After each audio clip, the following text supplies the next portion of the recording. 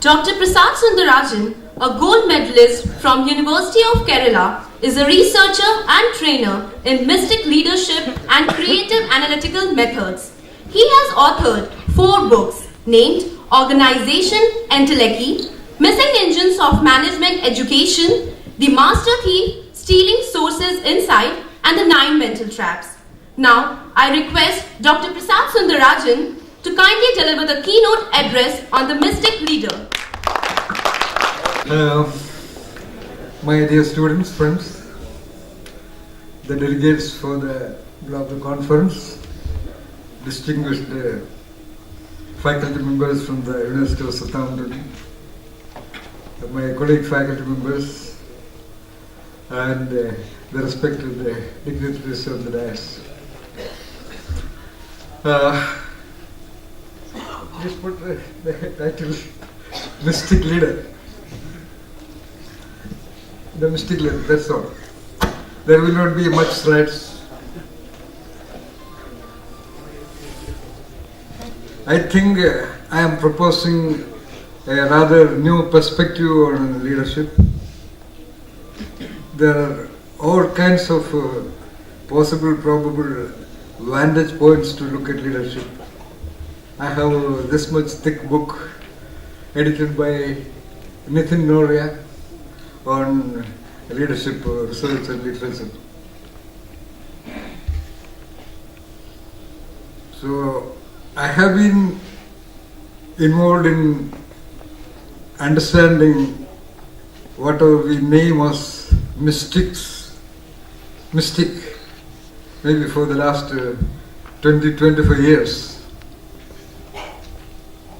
So I can talk for hours together about my understanding of mystics. So I will cut it short. So in the very beginning itself, I request the audience, any one of them, to ask questions whenever they feel like. Because from my angle of observation, almost every human being is a mystic.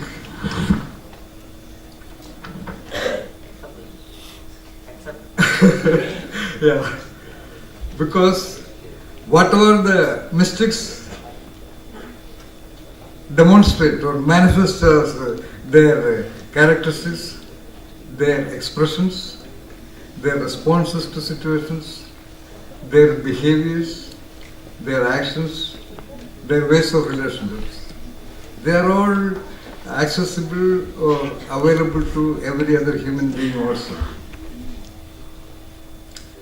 Perhaps the only difference of so-called great mystics is that they happen to, maybe by coincidence or by sheer training by their parents or gurus or mentors, they happen to develop the tendencies of that original human being to a greater extent, so that the observers are rather stupefied by the difference. We have in this very room, in this beautiful auditorium, one of the classic examples of the history of the world, a mystic, the very Buddha, Gautama Buddha. Then, as I told you in the very beginning, everybody is a mystic. Because of that mysticness in them, every human being is naturally attracted to listen to or to know about mystics. I would say the well-known mystics, the super mystics. I do not know whether everybody would agree with me to name the great Jesus or Krishna or Buddha or Prophet Muhammad as mystics. Then there are other well-known mystics in the West as well as in the East. In India, there have been a lot of well-known mystics, starting with Ramakrishna Paramahamsa or Vivekananda or J. Krishnamurti or Chinmayananda, a lot of gurus known in other names.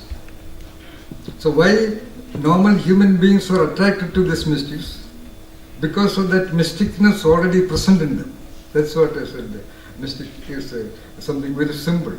So when I talk about a mystic leader, it may not be that complicated like authentic leadership or transformational leadership or there are so many theories of leadership. So, the second reason why mystic leadership or mysticness is very common in everybody is that by the dictionary, by the English term mystic, the meaning is the one who knows truth intuitively. That is the primary definition of the word mystic, English word mystic. There is a Hindi word or a Sanskrit word which is a little different, which means adhyatmic, focusing more a different side of mystic. The Western meaning, the mystic, English word means the one who knows truth intuitively, whereas the Indian equivalent, adhyatmic, is little different plane. Adhyatmic meaning the one who is enlightened or concerned about the liberation of the entity from the shackles of attachment. This is also present in every human being. What? The search for truth. What I am doing right now is to simplify the concept of mystic leader, to propose the possibility of mystic leadership in everyone. So coming back to the point, the tendency to know the truth is present in everyone. Even in a little child, little children, those who are familiar with the little children, maybe by the age of 3, 4, 5, 6, 7, all kinds of questions are asked by the child. That child wants to know what is the truth about that. What is that? Why is that? How is that? Present in almost every child, but sooner or later it may be suppressed by the kind of answers and kind of responses and kind of behaviors by the parents or the significant others in the presence of the child. Then that search for truth is continuing. Nevertheless, every adult is concerned about truth. What is the political truth? What is the truth behind some political action? What is the truth behind what Dr. Mohandas talked about as that issue in the temple, entry of females in the temple in Kerala state, which is a major issue. What phenomena in society? Entire newspaper is about truths. So that search for truth also is inherent in every human being. Then of course, in my analysis of all the mystics, starting from Socrates and of course the greatest mystic in the Western world, I would say he is the greatest mystic because unlike some other well-known mystics, he had no background. Socrates was a vagabond. And one day his attention was turned back to him. His attention was sort of humbled to be focusing upon himself by what is called the Delphic Oracle. I suppose most of you might be aware. Delphic Oracle is a kind of a prophecy made by the priestess of the ancient Delphic temple in Athens. So that priestess, upon seeing this vagabond Socrates accompanying another aristocrat, friend of Plato, Crito, and she said, in the entire world or in the entire land, there is nobody equivalent to you in wisdom and understanding. From that moment onwards, what Socrates did was going around meeting great astronomers, great mathematicians, great logicians, and asking them what is logic or what is astronomy. And from whatever they told, he understood the reality. He understood the reality referred to by the words and sentences of those great geniuses. And from that understanding, he debated with them and defeated them. So that means what? Socrates, a vagabond, he himself carried that powerful attention to know the truth. And again, the Indian mystics, most of them are very well known, whether it is Vivekananda or Ramakrishna Paramahamsa or greatest yogis like Bhaskara or Vakpada or Sarnadara or Dhanvantari or Shrapanaga or Patanjali. None of them had any great history of education. So something extraordinary human being, of course they are extraordinary at a given point of time. They also grew up as little children, ordinary children. But what they have is that sensitivity to the possible, probable, hidden truth of events and episodes and phenomena and people and situations. The mystics were concerned, those who were known as mystics, because of their, I would say, lack of systematic education and thereby rigidified thinking and bias, They looked at things and events and people with that original eyes, with original minds. Therefore, they could see the truth. We are also doing that. But unfortunately, because of the education, we are trying to look at truth from what we know. Our knowing is directing our attention to search for things according to that knowing. Comfortable? Yes, sir. Yes, sir. Why you are not asking questions? All right. No. So, this is, in essence, the concept of mystic leader. That means a mystic leader is a mystic individual. One cannot be a mystic between 10 o'clock and 5 o'clock in the office time and then a non-mystic. So it involves a real shift in self-perception, like Socrates had, like J. Krishnamurti had. J. Krishnamurti, I don't know, many of you may not know or may know. J. Krishnamurti is a very good example for mystic leader because he was just an ordinary boy. Of course, with no education. He was identified by two other great mystics called Annie Besant and Lawrence Leadbeater, and they particularly picked him. A very unnoticeable, urchin-looking boy from the Marina Beach in Madras in India. They just spotted this unhealthy-looking boy, and by rigorous training, he has been made into a world-class mystic. And he was actually projected by the Theosophical Society, started by Annie Besant and Leadbeater, to become a world leader. They tried to position him as a world leader.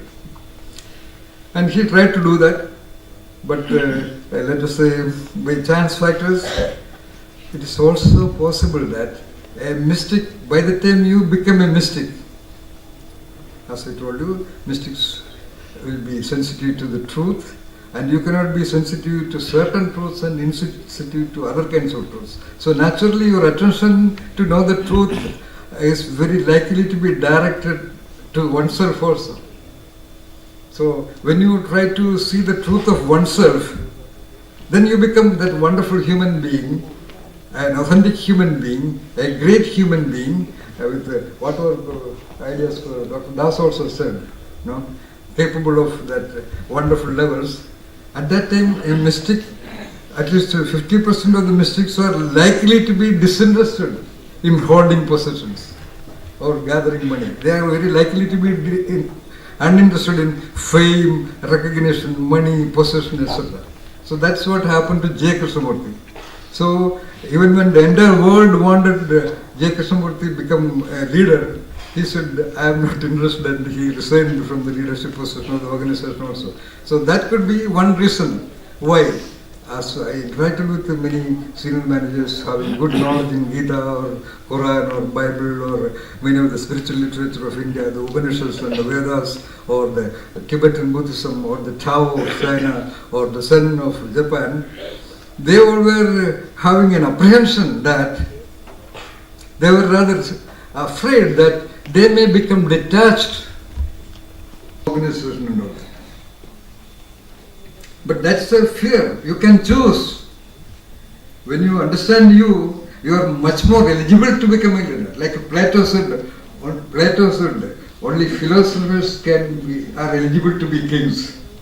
But philosophers will never be interested in becoming kings. So that is a possibility. But right now, we can see, I do not know much about the mystic leaders in the West. Plato, Aristotle, or Schopenhauer, Friedrich Nietzsche all created huge volumes of mystic philosophy. But in India, most of the mystics became leaders because a lot of people became natural followers to them. So Vivekananda had a group of followers, so begin with the very Buddha himself. By the time, towards the end of his life, more than 25,000 disciples were living with him.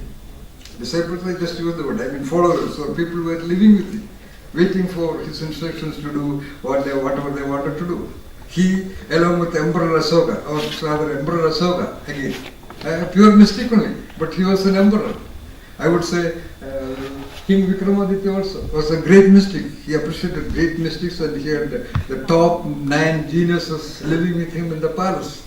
Okay, the poet Kalidasa or the philosopher Banapatta and things, and then J. Krishnamurti was again the leader. Now, for example, in India, there are so many ashrams. Ashrams may not be a correct model for business organization, but we are talking about the truth of leadership, the truth of mystic leadership. When the truth of mysticness and leadership is understood, even a mystic can be a leader in a business organization also. But the examples we have are unfortunately of a different type, of a so-called spiritual type. Now we have so many spiritual organizations in India, run or managed precisely like a very successful enterprising business. For example, in Kerala state, there is a very mystic woman by name or known as Amritanandamayi, perhaps internationally well known also. She goes almost once in 2 years to various countries in the world, address global forums and all that. She was 13,000 crore enterprise, 2 universities, right? A technical university and a normal university, and having more than 25,000 students, and a very advanced medical college, Amrita Institute of Social Sciences, with a lot of doctors working there from England and US, including top doctors, qualified doctors in India. Then in Tamil Nadu, in my own state, just 8 kilometers away from my house, there is the Isha Yoga, Jaggi Vasudev. He is also now becoming internationally well known. He has a plan to start 217 schools in the villages of Tamil Nadu. Already 23 are established as of now. He has started rather following another mystic called Ramdev in Delhi. He is into manufacturing all kinds of things. He started with the manufacturing Ayurvedic. Baba Ramdev, yes. And as of now, it is told that his establishment is more or less a threat to companies like ITC and Colgate-Palmolive. Hindustan Lever. Capturing the entire markets of India. Even in my village, there is a shop. Then, imitating Baba Ramdev, this Jaggi was the of Isha Yoga. He has also started a unit to manufacture Ayurvedic medicines. So, that is also possible. This is basically mystic leadership. To talk, it is only very little to talk about. But to do that, the potential leader may have to undergo certain transformative self-discovery program. That is the next part of my talk about the mystic leader. When I analyzed the mystic leaders, reading their books, reading their biography, more than that, reading their books, because the books will reveal the state of or the quality of knowing and possible nature of doing and the essential nature of the being of the writer. So from reading Bhagavad Gita, we can get an assessment. We can know the possible, probable truth of the person, that character named Krishna. Reading the Bible, we can also know the personality, the characteristics, the properties, the capabilities, the potentialities of Jesus. And more than that, I read some other books. The authorship is only very tentative. For example, a lot of books on Tao. Tao is nothing but a very refined version of Indian Buddhism. There are well-known authors on Tao from England, Paul Rutz and Alan Watts, who lived in China for years together to understand the spirit of Tao. So, reading the books of Alan Watts and Paul Rutz and then Paul Brendan from England, the concept of ourself. So, from that, I have understood certain, let's say, sorry to say, unique difference of the mystic people. Though I said everybody has that mysticness in them, by practicing coincidentally, I would say, or unknowingly, or maybe by destiny, these so-called mystics have achieved certain powers. Powers, do not mystify that. Do not mystify the concept of powers.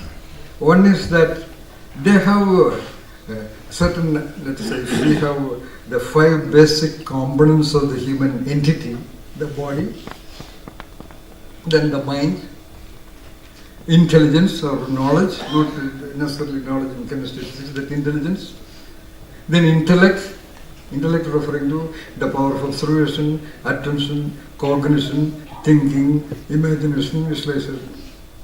The unique difference of the human being, especially intellect. And then the spirit. So body, mind, intelligence, intellect, spirit. So whoever is known as or labeled as or identified as or differentiated as mystics, they have certain unique difference. There's a lot of difference in the plane, in the orbits of their development in these dimensions. Most of them had a very powerful integration of the body processes. Not necessarily lack of illnesses. Illnesses is not connected with the health of the body. Illness is like a mere dent here and there of a car. Okay? Health, I mean the real health or the integrity of the body, meaning the engine power, the clutch, acceleration, steering, gearbox, differentials, the integrity of the engine machine. So they had a very integrated body. They might have had illnesses also. For example, J. Krishnamurti had a serious ulcer for about 16 years. Sri Ramakrishna Paramahansa also had some serious illness. That is not the issue. I mean, their central nervous system, I would say, that brain and the spinal cord, perhaps, it has a sort of integration, maybe by birth, and that is what is, that body integration is otherwise tried in the normal course by various yoga practices, pranayama, fasting and all those things. Okay, forget about that. Secondly, their mind, the major difference. One thing I have noticed, all of you can also know, because the models of mystic leader I am talking are very well known, Buddha or Krishna or Jesus or they have a fearless mind, an impeccable mind with no fear, especially of death. That is his. For example, Socrates, a lot of people conspired against him on the allegation that Socrates was changing the minds of the youth. Of course, a mystic is very likely to be that aspect. I do not want to say. A mystic is very unlikely to be a believer in the so-called gods of the majority, because they see the truth. Even when a deity is there, they can see the truth. So Socrates was made a victim of that conspiracy, and the punishment was poisoning to death. And the king, the genius king or the mystic king, realized that Socrates was a wonderful person. So he wanted actually Socrates to escape from the jail before the poison was administered. And when the poison was brought in, it was a liquid of a particular tree, particular plant called a hemlock. And the person who was bringing was shivering with sadness and depression. He said, "Don't worry, I am ready to die. I don't want to escape." So, and that fearlessness, the greatest fear is the fear of death. In fact, from a psychological point of view, all minor and major orbits of fears are primarily rooted in that fear of destruction, fear of death. They have no fear. Secondly, they have an impeccable self-image, because they have seen the truth of them, their own entity, the truth of the very entity.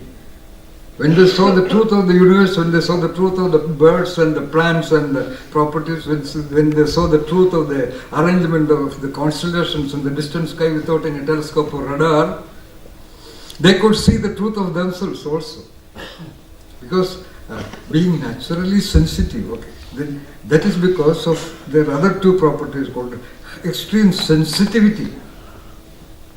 Sensitivity meaning sensitivity to the signals of the universe, signals of the plants and the birds and the phenomena around the nature. They had to be sensitive because they are not educated. They were directly interfacing with the nature process before them, existence before them. So because of that, their sensitivity became more and more powerful, because everything when you use it becomes more and more powerful. 10 years of fingers playing on the tabla, it becomes magic on the tabla. 10 years on the piano, on the guitar, on any instrument, music or dance. So practicing makes it much more powerful and sharp in geometrical proportion. So because of their sensitivity to their own entity, they have sort of identified that operating engine in them. They could see themselves as nothing but an expression of energy forces of the planet Earth, by which the birds and the cats and the trees are also growing. So when they discovered them, they could see their truth as well as they could see the truth of every other existence, and they could feel sort of one with the world around. And naturally, they have the other property called that wonderful love for human beings, love for humanity, which is another aspect. So, a fearless mind, impeccable body, forget about that. You can also try. A fearless mind, a strong self-image of the highest possible order, extreme sensitivity to the details, not the visible details. When they looked at the visible details, their sensitivity, that powerful sensitivity could identify that operating invisible linkages or the realities of those things also. They not only see the microphone, they could see entire connectivity of this microphone to the amplifier and to the loudspeaker and even the person who invented this methodology. These are the four major things and the consequent things. As a consequence, there will be other behaviors, because when they understand the truth of things, they will have other manifested behaviors. And then what happened is, as a result of all these things, they developed a powerful language. One point which Dr. Mundas also said, powerful language in the sense that not so-called a poetic language and all that. Whatever they talked, there was very precise definitions of whatever they talked. I would say correct language usage. When you read Vivekananda, there are 8 volumes of his work. Or when you read the Bhagavad Gita, so the precision of language, it is not that they developed a precision of language, they just talked about whatever they could observe. And when that is talked, it appears to be beautiful language. So all the mystic leaders, I have listened to all the talks of J. Krishnamurti, because he was going around giving talks. So one more thing is to be specifically added. They have what I call that creative language control also. In other words, they could talk about what they directly observed. Whereas a lot of educated people I have experimented, they cannot talk about what they observe. They will vary. For example, if I ask any of our students, come on, explain this, what is the name? Speaker stand, okay. Talk about the speaker stand. They will be very confused.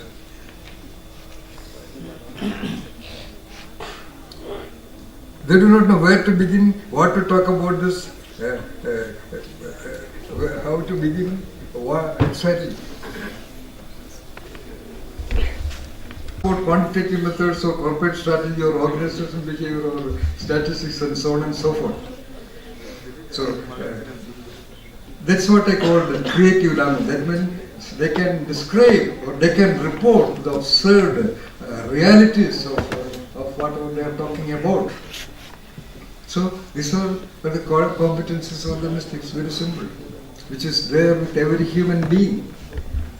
So leaders can be trained to believe and do what they already know about mystics. They can be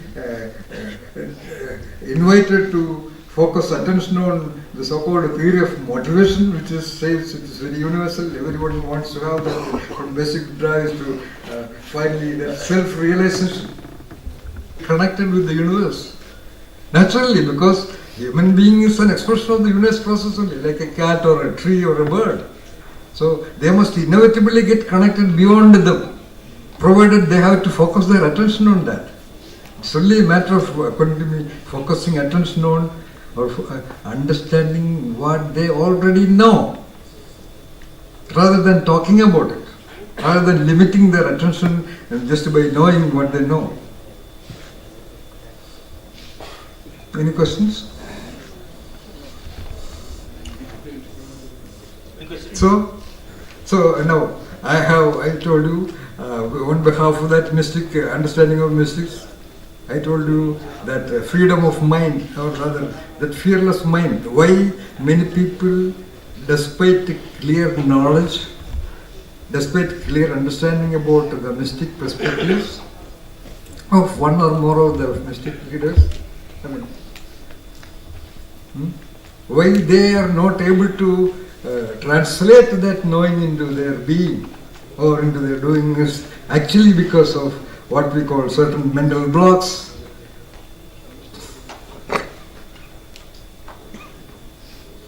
I have done myself and Mundas have written together a book, and that is, I suppose, one of the most significant research normally can happen, because data were collected from more than 5,500 senior managers, including management students, especially managers, during a 2-day rigorous interaction. So it is not administering a questionnaire and collecting data. So after getting the data from the questionnaire, I could interact with them, invite their questions. It's always a discussion mode. There is nothing much to teach. It is all kinds of training. So in the data of 5,500 people precisely, now it is 5,500 plus, but at the time of writing the book, exactly 5,050 senior managers and all that, it will be a matter of wonderful surprise or disbelief that only 87 respondents had relative freedom from mental blocks. Dear friends, what is that proportion? 5,050. Only 87 had freedom from mental blocks.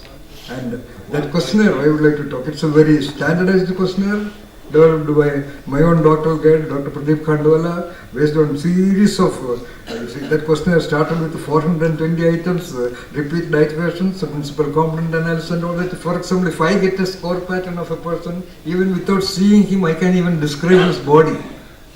That much is the clarity of that questionnaire. So when I talked about that 87 of 5,050, I am also inviting your attention that it is more or less correct. What is it? That is why the problem. That is why. Otherwise this human being, as everybody knows it, that a man is made in the form of so-called God. And the Indian Rishis, all of them declare that Aham Brahmasmi, or thou art that, you are the that. You are the expression of the universal force. When every rose is a rose is a rose. It was not actually written, I suppose. When every rose is a rose is a rose. Why every human being is not that is simply because of this mental blocks and mental blocks and mental blocks only. Otherwise, what is the problem? When Buddha is appreciated, what is the meaning of that appreciation if it is not translated into manifestations of a response or a behavior or an action or in the quality of relationships with people? When we are so much attracted to know the truth of political situation or a social situation or an economic reality or whatever it is, why don't we also try to know the truth of the politics of the very body itself, the economics of the very mind, the chemistry of the intellect, the possibility of the spirit? What is preventing? Why it is delayed? For what? Where are we going? Are we just here to fulfill the account of some non-existent book to that? Okay, I did my doctorate, I did my course, I was teaching in the university, I made this much of money, family, house, and bought a car and all that, and account, is it okay, sir? What are we waiting for? Despite so many centuries of Jesus or Buddha or Krishna, despite the Bible and the Quran and the Gita and the Upanishads and the Veda and the Tao and the Sun, what are we waiting for? Why are we so much controlled by the conformities and centricities of the society, which they are not? None of them are not. Not the Jesus or the Buddha or the Krishna or the Patanjali or the Vivekananda or the J. Krishnamurti or the none of them. They were not available for the remote control of the social norms and regulations about how to live and how not to live. What is wrong in being a mystic? This is my question to the prospective leaders and managers of India. Okay? The students, what are you waiting for?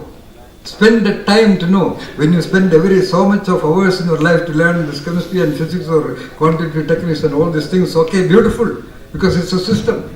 Follow that system. Get a beautiful degree, A+. Get into a good job. But spend 5 minutes at least in a week to know that hidden mystic in you. Mystic is just a word. Forget about the word mystic. We create words to talk about something. The mystic does not think that, oh, I am a mystic. There is no special feeling called the feeling of a mystic.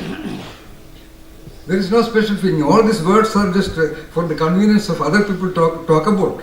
I don't think a man feels like a man. I don't know what is the feeling of a man or what is the feeling of a woman.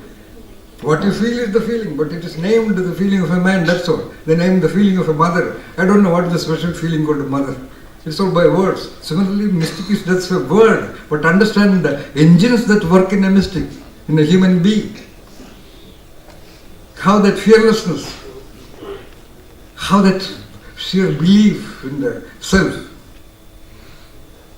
and develop that sensitivity.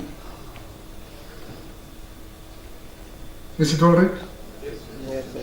So just to show some of the slides so that they can recapitulate. Okay, this is the button, right? This is the button.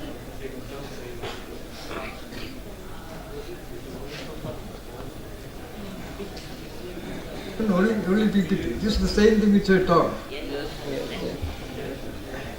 You will see at the back, at the front. It is all the same thing which I talked only.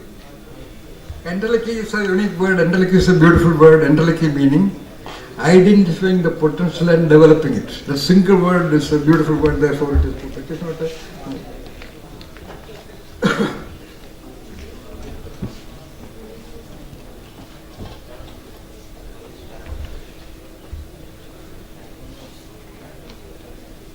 Any question? Manche Nandi, what is your question? There's a question. Okay. Hey, there's a question. Yes, please. Hey. Yeah. Thank you, Professor Sundararajan. I'm Paurav Shukla from University of Southampton. About leadership from a new perspective, as I understand. What I would really like to understand from your own studies is a point you made was that these mystics were not wanting to become leaders. People followed them. Yes. So people followed them, and that's why they became leader. They did not actually led in any ways. In reality, they provided a message. People followed. People liked that message. People followed them. Now, so the question in my mind is that how do I then take this mystic leader into an organizational setting, which is riddled with political ideologies, political fervor, lots of undercurrents, and so on and so forth, and make this person successful?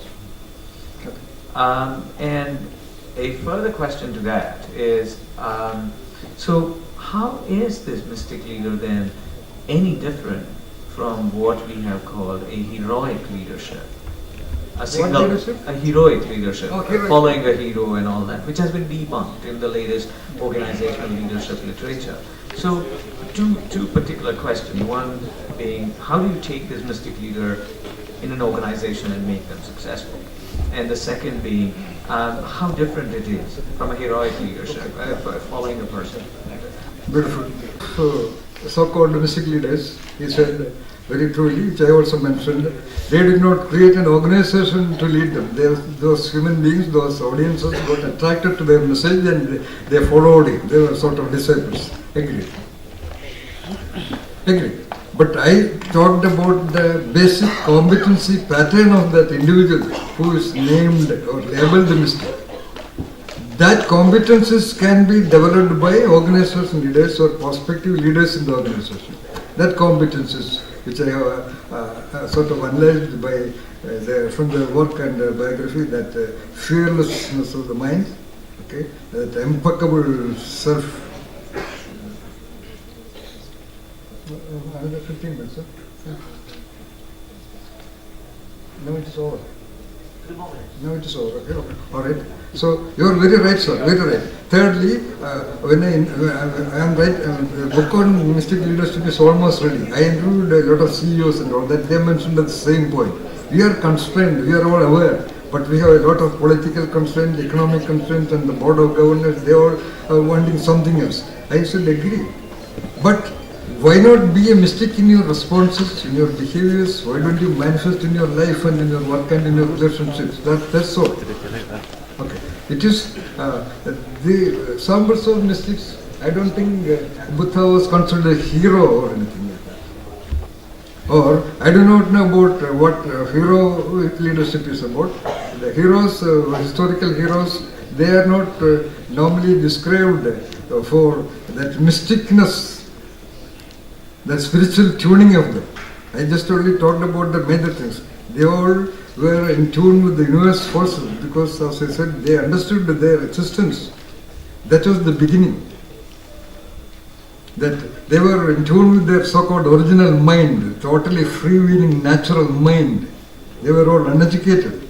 They developed a unique relationship with the world. Therefore, they understood the so-called truth of everything.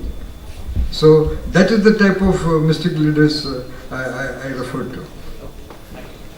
Any students, any questions? The good questions will be rewarded. Now you will be in respect. Good questions will be rewarded. Anybody has any question? All right. No, then I will ask you my question. Can a political leader be given a mystic leader training and change him? Definitely, we can. We can. I have developed certain methodologies which I called develop variant invariant. They like to do what I have developed as a methodology called variant invariant analysis. One. Secondly, linkage network analysis. So these exercises will force them to focus their attention on what I call the referent realities of things. Referent reality meaning what just now I was talking to the professor. The mystics could see the reality directly. As I said, the word mystic is not the mystic. The word table is not the thing called a table. In order to get a quick example, the word God is not the God. Like every word in any language is a name. Okay, name is not the thing, it's a very well-known thing. So they will be trained to go beyond, to transcend or escape from the trap of their languages, and they will be trained to focus attention on the realities referred to by the words, by rigorous exercises, by which they will be sensitized to see the things rather than looking at things through the vantage point of the descriptions they already know. So when we talk about mystics, was defined by that natural sensitivity to the truth of things instantly. Like I would like to answer to the previous question also, they will know the truth of the events and episodes, the processes and the procedures and the people sitting of the organization. When they see the truth, their decisions are much more likely to be closer to the possibilities or advantages, because they see truth. And that's what organization leaders are also trying all the time. All the analysis is to know the truth. Business analysis or the data analysis, or my dear Professor Anup is a genius in. That is to analyze the truth of the flow of data. Am I right, Anuj? Yeah. Everyone is concerned about the truth, whether it is heroic leadership or authentic leadership or transformation leadership. All this to understand the truth of things. When you understand the truth, when you understand the invariant of the variations, you will know what to do. It will naturally come to you. That's the ultimate possibility. Yes, sir. Yes. Thank you. I think it's worth maybe mentioning that the work that's going on is an evolving process. And I suppose the best way to sum that up is there's a lot of work going on in terms of mindfulness, self-awareness, and emotional intelligence. Now, instead of making a leap from, if you like, heroic, great man theories to what you are saying, which is very powerful, you are talking about self-realization. And we have people here who are not quite ready for that. That is not a criticism. I was also young one stage, and I would have thought if somebody said mystic, I would have gone home, because I got no other interesting things to do. So it's not a criticism of these lovely young people here who have different aspirations. It's not their fault. Yours is a very powerful level to reach. You mentioned people like Lord Buddha, Lord Jesus.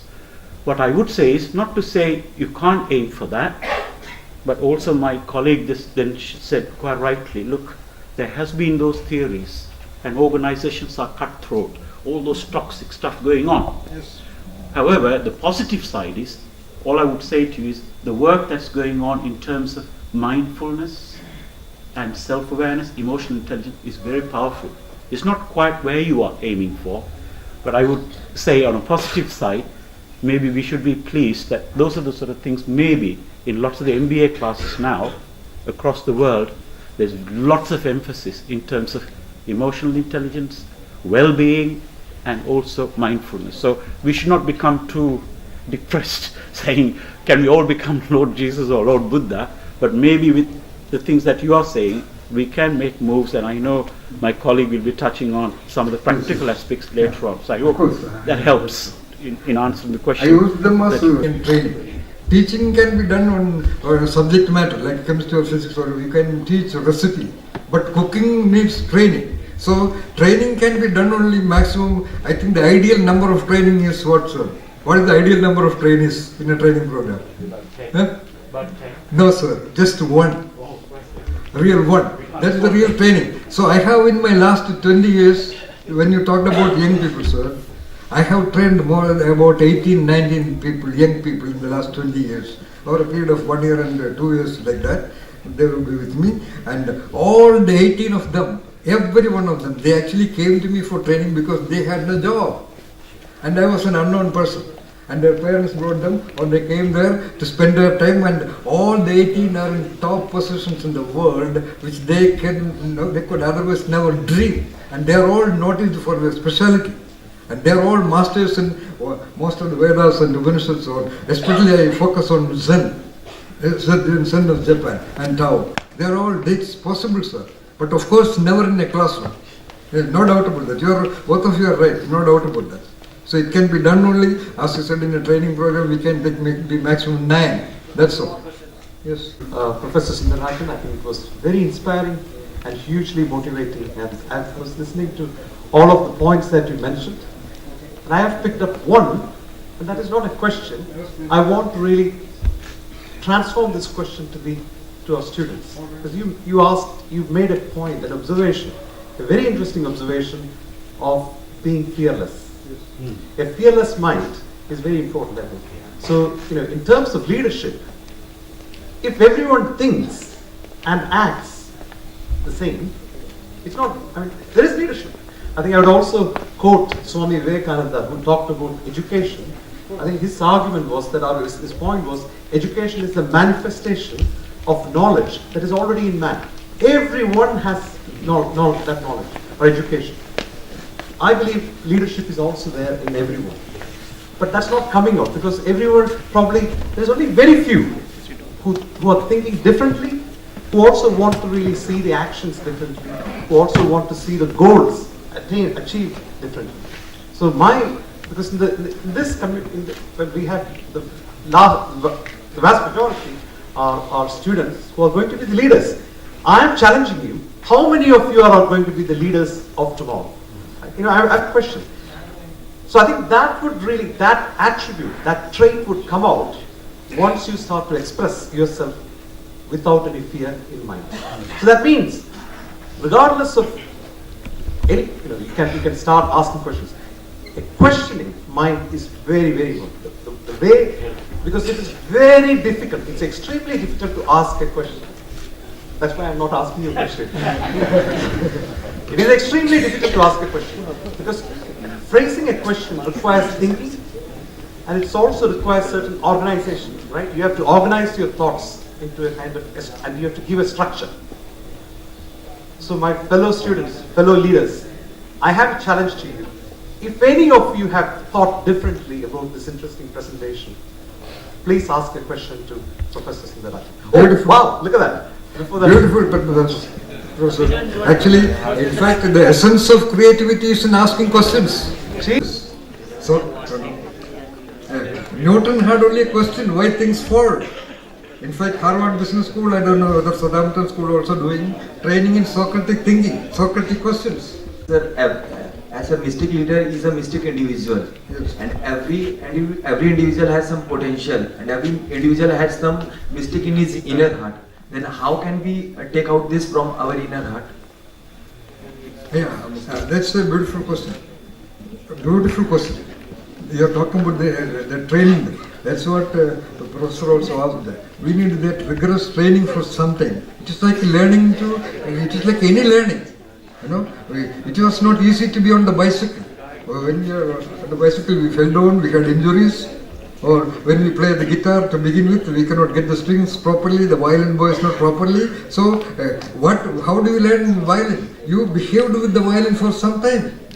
You cannot consciously get balance on the bicycle. Nobody in the world can consciously access balance. You behaved with the bicycle for some time, and at one moment, balance appears in the body. Like he said, the truth will appear. So similarly, you observe your mind. There are so many methods.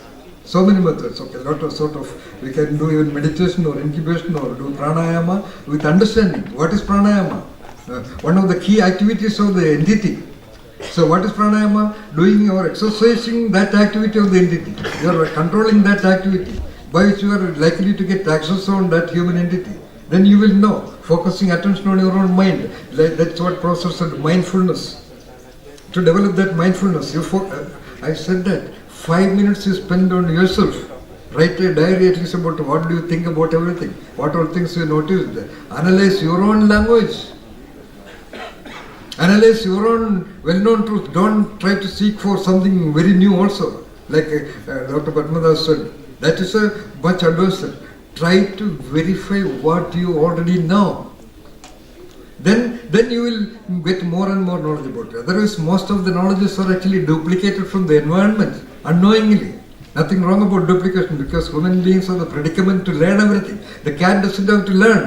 It is programmed intelligence, but human beings have to learn. That's an advantage. That's why the difference from the primitive man to now and to the future.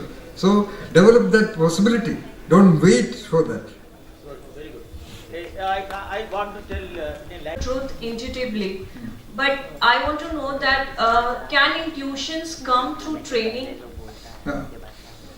Definitely. Training meaning, as I told you, I think all of you, but the so-called mystic or that kind of individuals, because they were not educated much, because they had a fearless mind, because they trusted their own thought process, they just trusted that intuition and proceeded forward. Doing that many times, they get intuitively that truth. That's what that word intuition, just because you observe it from outside, you feel it as very mysterious. Okay? But it is definitely possible. As I told you, when you practice all these things, it is a natural consequence. In the beginning, you are not on the cycle. Second, you are on the cycle. Then you manage the cycle through city traffic. Then you even leave the handlebar and go. And then you do a single-wheeled cycle 80 feet above. So that is the possibility of the human wonder. You don't have to consciously develop it. Just be sensitive to that. It has to happen. I am talking from my own experience. I told you about my story. Conference today, and we're hearing some fascinating insights into the mystic leadership, your philosophy, your underpinning associated with that. And I think in a modern environment, we are looking for quick fixes. We're looking for executive training. We're looking for leaders to be developed by attending a short course. And you're referring there and taking maybe 1 or 2 years for that being of an individual to really come through in terms of their leadership style. I think the challenges that we have are that in a global and connected marketplace that we work in now, that we expect things to happen very quickly. We have executive training programs led by my colleague here, Paul Bennett, where business come into the University of Southampton, come in for an afternoon, come in for a program event over a year, but expect that leadership trait to be developed rapidly. And I think we need to understand from this that this coaching, this mentoring, this well-being aspect of an individual takes a long time to nurture and to bring out from one's inner self. And I wonder where we can learn fast-track messages from this, because the marketplace is globally connected. Things, the way in which we operate is getting more and more quick. And many future business leaders probably feel they can't wait for 2 years to be developed. So do you have any insights, any aspects of what you've learned from how we can capitalise on your learning and try and package that in a way that we can fast track this inner wellness, this inner being of individuals, so that we can catch up with the rapid change of business in today's modern society?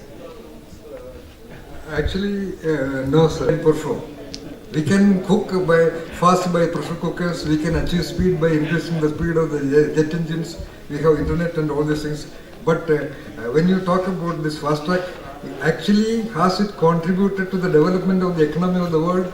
Has it increased the number of, any effect on the poor of people? That fastness may be good, but I think it may not work in the long run because it is against the nature process. It will take a certain time for the tree to grow. It will take a certain time for the infant to walk, then to talk, and then to master the bicycle. So that time cannot be altered. Anyway, I don't think there is any fast track for self-discovery. But at the same time, it is every time possible also. There is no rule. Someone meditates. I have seen thousands of people meditating in the Himalayas for decades together. Nothing happened. At the same time, I have seen 1 or 2 people, they got it the next day. So that's also possible. As I said, I am doing training programs on mystic leadership. But of course, we do not expect everybody to follow that. In a training program of, because it is corporate training programs, there will be some 15 people, 15 senior managers come, they all make this kind of a thing, doubt and all that. But even in a number of 15 people, invariably there will be 1 or 2 people who are already trying this also. I am talking about practicing managers. But you have a beautiful point, we cannot do it for practicing senior managers in 2 days' time. Right now, the book on mystic leadership is done. I had an interview with 3 CEOs just last week. They all really opposed to this concept. They said it will not work. Just one guy even said it is stupid. But I am talking about the young generation of people who can try this also. I know many people who have tried. I am sure Dr. Padmadas also has tried it. Am I right? Yes. Yeah. So I have also tried it. I had like to be trained by my father. I was exposed as a child to the Upanishads and the Veda. As a result, I could understand almost anything without going to the schools or without going to the classrooms. I just go and write an examination. I was first class, first rank. I could just play any musical instrument. I just behave with it and I get it. And I have trained a lot of people to do that. It is possible. So try that. At least 10% of you, like Dr. Padmadas said, why don't you challenge yourself? Why don't you find that purpose in life? Rather than being one of the managers among the millions of managers. Make that difference. Am I right, sir? Good luck to you all and thank you for listening to me. And,